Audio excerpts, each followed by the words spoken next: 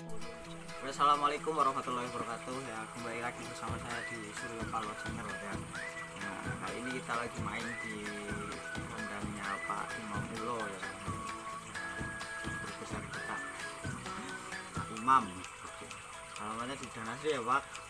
Danasri Kidul ya. Kalau yang mau silaturahmi monggo. Kali ini kita akan membahas satu jenis ular viper. Viper ya Pak. Viper Jawa lah. Gimana keseruannya ya, dan apa jenis ularnya, yang penting ini adalah keluarga viper lah. Kameramennya kejeblos guys. Wah, oke, kita langsung lihat saja. Ini kandangnya box, tapi jangan salah ya, di dalamnya itu ular berbisa guys. Lihat apa? Wah, kelihatan ya Bang. Ternyata ular gibuk. Nah, bahasa Jawane ulat gibuk atau ulat tanah. Nah, makanya tapi manggone nang atau ranjau darat. Oh, ranjau darat. Ranjau darat. Ranjau itu jebakan apa ya, Pak? Ranjau itu jebakan yang sangat mematikan, darat itu di darat. Nah, ini ketika di darat ya seperti ranjau, jangan sampai kita menginjak gitu. Kita review saja ya, kita lihat yang sebenarnya ular ini seperti apa. Nah, serem sekali. Ingat ya, kita tetap safety menggunakan salah satu alat bantu, yaitu hook atau ini bekas mau ngecat. Cetrol. Kita hook anu nih, hook Tidak masalah lah, yang penting ini sangat bermanfaat ya. Ini sangat bermanfaat. Ya, ini yang tadi kita sebut keluarga viper ya, ini namanya kegibuk. Ini yang sering makan korban petani ya Pak, petani. petani karet ya, karena memang sering ini apa ya, mempunyai karakter yang suka menunggu atau dia mageran, jadi dia hanya berdiam diri ya Pak, berdiam diri atau mendiamkan diri, membuat apa ya, pertahanan atau serangan, tetapi sangat apa ya, berkamuflase lah seperti tanah, makanya sering disebut ular tanah ya. Inilah ranjau darat. Nah, ini ularnya begini, kecil tapi jangan salah, Taringnya luar biasa. taringnya itu wah, Seperti pisau lipat. Taringnya pisau lipat. bisa nekuk. Bahasa Indonesia nekuk apa lah? Ya, Lipat lah, pisaunya melipat. Taringnya itu seperti pisau lipat. melipat ke belakang ya Bang.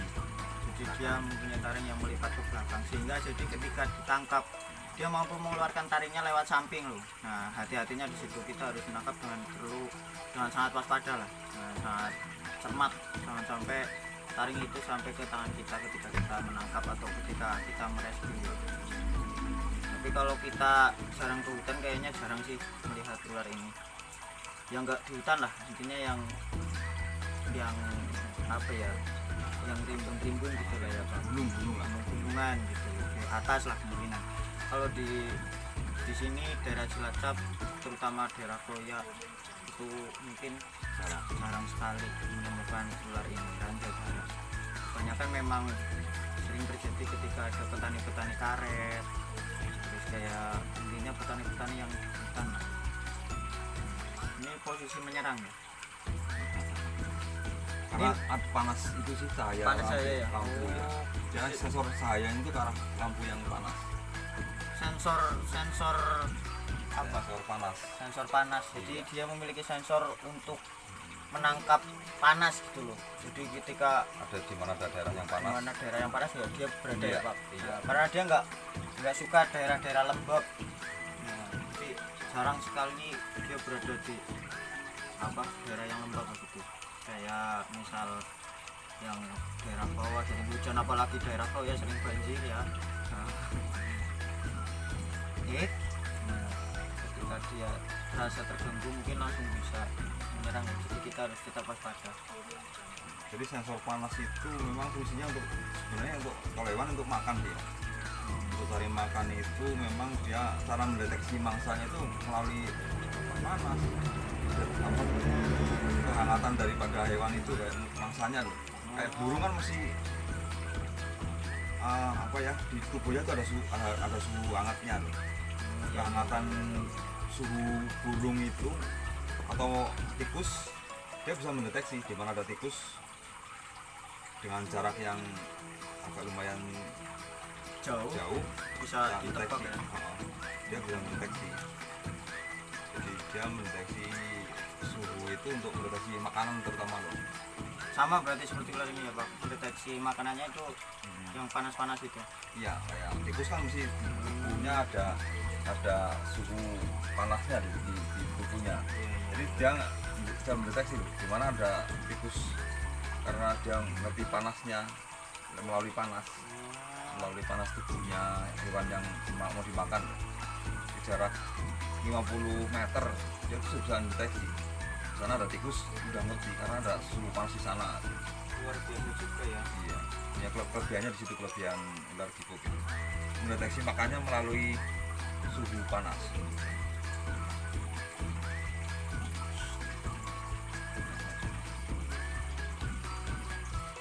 Tetap hati-hati ya guys, ini sangat berbahaya. Ular yang punya kelebihan, jadi dia ngerti lampu panas, ngerti di mana ada tikus, di mana ada burung.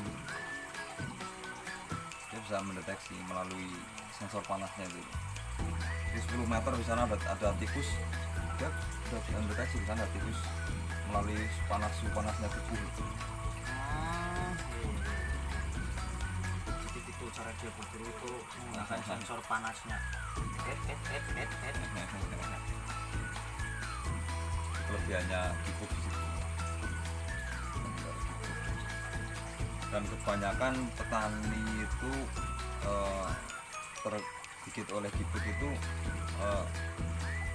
fatal karena penanganannya kurang tepat. Kurang cepat ya Pak. Kurang tepat. Tapi perlu juga ketepatan ya Pak. Jadi, Menangani gigitan ini. kalau kita sih memang tetap pakai minyak tanah. Kalau gigit ini harus cepat pakai minyak tanah. Dan ini kalau ini harus gelombangnya banyak. Jadi dikasih gambar juga Ya, apa karena ini nekrosis, tapi nekrosisnya itu apa ya, nggak kayak lain. ular naja sapotetrik itu kan nekrosisnya hanya satu tempat gigitannya. Kalau ini bisa menyebar loh. Jadi kalau yang melempuh itu sampai di luar gigitan, melempuh kayak luka bakar itu. Jadi nggak di tempat gigitannya saja ya Pak. Yang melempuh itu. Jadi kalau sampai kita telat dalam penanganannya, ya nekrosisnya lebih dibanding aja lebih nekros yang ini gipuk ini. Jadi kayaknya mungkin ada di samping hemotoksin ada fenomena lain ya, kayak kemarin apa ya, kayak ular laut itu loh. Di dalam hemotoksin itu ada anu lain juga, ada tambahan kandungan lain Jadi membuat nekrosis yang lebih. Jadi ketika dia menggigit ya efeknya itu kayak luka-luka bakar gitu loh. Mungkin kita lihat kayak luka bakar tapi enggak di bagian yang gigit saja. Iya. Jadi bisa sekujur lengan. Sekujur lengan ya Pak kalau digigit di lengan. Kalau lengan itu sampai kadang bisa ke punggung juga, yang kayak luka bakar hitam-hitam. Bisa satu tubuh malah ya Pak. Itulah bahayanya si ranjau darat ini. Ini si kita ular tanah ranjau darat. Bahasa ilmiahnya apa tadi ya Pak? Pak saya kasih tahu tadi sama Pak Imam tapi saya udah lupa. Kalau yang sering kalau Salma Rodosoma apa ya? Kalau lebih tepatnya bisa ditambahin lah. Yang ini adalah Rodosoma yang sering kita sebut di tanah Jawa atau di tempat saya ular gipuk, ular tanah. Bahasanya banyak lah ya. Bahasanya memang ya tergantung daerahnya masing-masing. Bentuk kepalanya bisa dilihat ya. Coba dekatkan sedikit. Nah, bisa dilihat bentuk kepalanya itu seperti itu tuh. Nah, kondisi menyerangnya itu membentuk huruf S atau dia melekuk-lekukan bagian leher, tapi nggak tahu lehernya sebelah mana. Leher ular itu sebelah mana itu nggak tahu ya. Jadi di bagian intinya di bawah kepala lah dia melekuk-lekukan untuk apa, persiapan menyerang gitu loh, menyerang musuhnya, entah musuh, entah yang mengganggu, entah siapapun yang merasa apa mengganggu dirinya pasti akan dia mangsa, entah manusia entah hewan lain.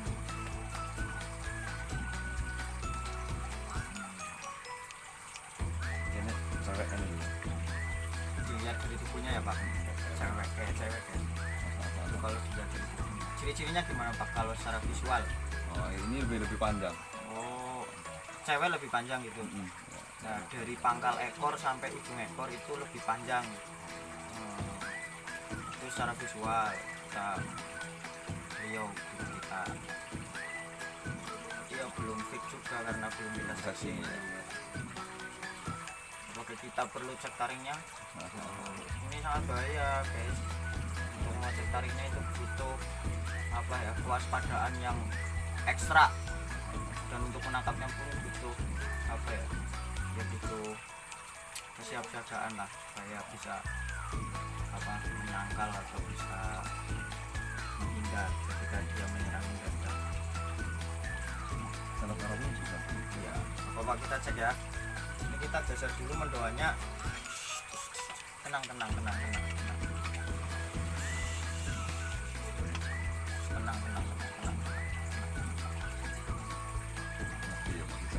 Iya, tenang.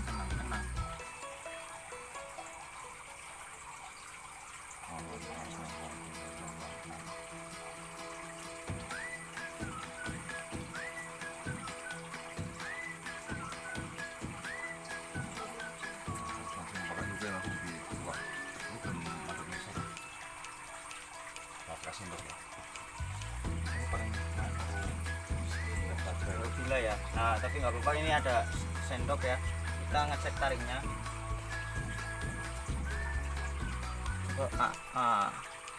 Taringnya guys. Ini guys. Nah, ini adalah taringnya nih.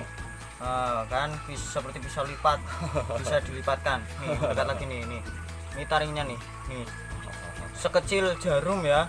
Tapi jangan salah, ini sekali menyuntikkan bisanya itu bisa mengeluarkan sangat banyak. Nah, sehingga apa ya, luka di bagian gigitan kita itu memang nggak terlihat begitu lebar, iya begitu parah, tapi ketika sudah menjalar ke tubuh kita maka ya baru kelihatan lah efek dari gigitan si ranjau darat ini. Ini taringnya Luar biasa, 1 sangat cm panjang ya. Ini ada 1 cm nih, dia bisa melipatkan nih ke bawah sini nih. Masuk. Nah, ke bawah sini dimasukkan sehingga dia tidak terlihat lah. Nggak ada waktu lihat Iya, kayak gigi ya. terlihat gigi. Nah, sehingga ketika ditangkap seperti ini, kalau kita salah megang itu bisa mengeluarkan lewat samping sini, sehingga bisa menyentuh ke bagian tangan yang memegang gitu. Bahayanya itu di situ. Kalau kelas-kelas luar, nah ini bisanya nih, bisa dilihat ya, kelihatan enggak warna kuning? Anu Kita ya. cek lagi aja, ayo keluarkan. Dia udah nggak mau, oke. Karena udah kelihatan banyak nih, warnanya kuning-kuning seperti madu. Iya, warnanya seperti madu kental, tapi Kental enggak manis. iya, kental manis, tapi jangan dicoba. Tapi nggak tahu dia manis atau enggak, kayaknya nggak mungkin lah, soalnya ini adalah bisa ular tanah atau yang sering kita sebut ranjau darat. Nah, ini sangat mengerikan menurut saya pun kalau megang kayak gini ya sedikit agak takut sih ya, tapi ya kita saling apa ya, memberi pemahaman gitu ke semua orang-orang yang belum tahu ataupun yang sudah tahu. Semoga bisa bermanfaat lah video-video seperti ini, ketika nanti ya yang kita inginkan sih tidak terjadi suatu hal yang tidak kita inginkan ketika kita di hutan atau dimanapun kita berada. Tapi terutama buat teman-teman semuanya yang sering berpergian ke hutan, ya tetap safety, pakai sepatu untuk bisa terhindar dari ular-ular seperti ini, contoh kayak ranjau darat yang sering di tanah.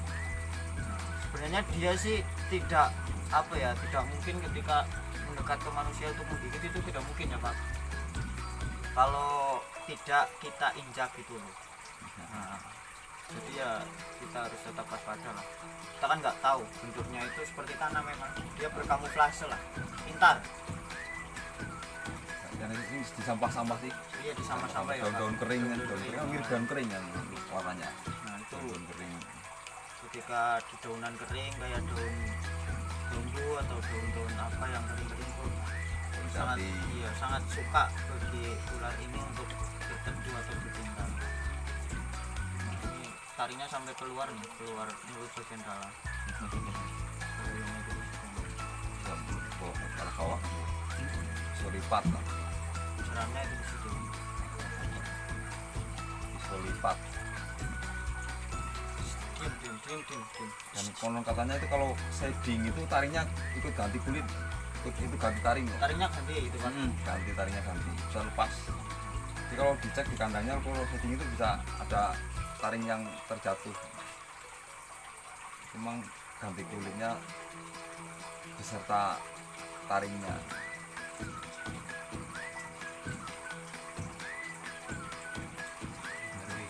Ngeri. Saya megangnya ngeri. Tapi ya inilah untuk membantu sesama bagi orang-orang yang apa yang sering di hutan takut digigit. Ya yang kita inginkan sih kita selamat lah. Tapi kalau terjadi hal yang tidak kita inginkan seperti kegigit, ya itu yang sering kita lakukan ya di daerah kami, terutama ya kami semua menggunakan minyak tanah, minyak tanah Sekitar 4 sendok atau 5 sendok. 4 sendok atau 5 sendok ketika baru tergigit gitu. Jadi kita harus yang ke hutan-hutan ya minyak tanah itu sering digunakan lah para apa orang-orang dahulu gitu. Sering Sumatera juga sering Sumatera juga digunakan. itu. Ya memang kemarin saya apa ke daerah mana ya, Sampang ya, daerah Sampang pun ada yang orang tua kayak gitu. Jadi dia bukan kegigit ranjau tapi kegigit naja gitu loh, masuk ke rumah dan dia tergigit gitu loh. Ada yang menyarankan untuk pakai minyak tanah, ya memang benar sering digunakan orang-orang dulu untuk pengobatan tradisional dengan cepat gitu. Minyak tanah sama brambang ya Pak, Iya. makan ya, Iya. brambang dimakan secukupnya. Tapi ya tetap kita jangan apa ya menghiraukan pengobatan medis, kita harus tetap juga medis. Nah, ketika tergigit pertama pun ya kita harus diimok dulu. Imok itu ya cara kita atau cara penggunaan medis yang pertama untuk apa mencegah menjalarnya bisa di dalam tubuh kita. Jadi kita harus tetap menggunakan medis ya. Kalau yang udah tahu tradisional ya silakan menggunakan tradisionalnya masing-masing, karena di setiap daerah mungkin beda-beda sih Ya, Pak. cara penanganan beda-beda. Cara penanganannya itu beda-beda. Bagi yang belum tahu pun ya beginilah cara kami untuk menangani apa ular-ular yang berbahaya itu.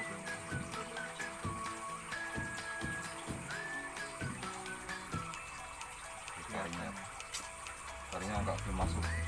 Serem nih, kayaknya udah marah banget tuh. Jadi tadi saya dipegangin, tadi pengen lari dipegang. Rasanya itu sangat mangkal mungkin, jadinya taringnya itu nggak mau dimasukin. Ini kalau kita nabrak taringnya pun maka ada sedikit, mungkin nggak sedikit sih, nggak tahu berapa mili bisa yang masuk ketika kita apa menabrakkan sedikit ini gitu tok lah, itu udah masuk tetap, karena taring ini ujungnya berlubang ya Pak. Iya, kayak suntikan. Iya, kayak suntikan persis, jadi sama persis lah kayak suntikan. Dia digunakan ya cukup bahayanya di situ. Jadi nggak perlu dia menggigit, kita nabrak pun sedikit ya itulah bahaya. Nah jadi kesimpulannya ya, ini adalah salah satu keluarga ular jenis viper ya. Nama ilmiahnya adalah Colosema. Kalau namanya apa intinya kalau selasma rodotsoma tulisannya kayak gitu, soalnya saya orang Jawa jadi Iya. ngomong bahasa Inggris angel lah gitu. Ya kemarin kan rodostoma. Iyalah rodotsoma. Udah gitu aja sebut. Lebih kepenak lagi ular tanah atau ular giguk. Itu aja ya. Keluarga dari itu memiliki bisa hemotoksin, nah, mengakibatkan nekrosis pembusukan. Nah, dan nekrosis itu pun enggak di bagian yang tergigit saja, tapi di sekujur tubuh biasanya ikut nekrosis atau melepuh, seperti luka bakar persis loh, lengkung ada airnya gitu ya. Iya, berair gitu, itu bahayanya. Jadi gitu ya kesimpulannya, malam ini kita berbincang-bincang sama Pak Imam ya mengenai dari ular yang satu ini, yaitu ular gigit yang sangat mengerikan, yang sering makan korban lah ya, yang paling sering memang ya Pak, paling sering makan korban. di dalam pegunungan kan kayak petani-petani karet gitu kan sering kadang nggak pakai sepatu, pakai sendal biasanya kan. Masuk nah di situ masuk lah. Karena ada tempatnya di dalam, bisa dia mundur loh kayak peso. Iya samurai. Dia bisa masuk ke itu selaput, ada selaputnya. Oke ya, kita cukupkan saja untuk perbincangan malam hari ini ya, ini di malam hari. Semoga bermanfaat untuk kita semua, semoga bermanfaat untuk teman-teman semuanya, dan jangan lupa like-nya ya, jempolnya diklik jempol, oke? Jangan lupa share juga ke teman-teman semuanya. Semoga bermanfaat. Sekian dari Suryo Paloh. Terima kasih. Wassalamualaikum warahmatullahi wabarakatuh. Nah, ini tarinya.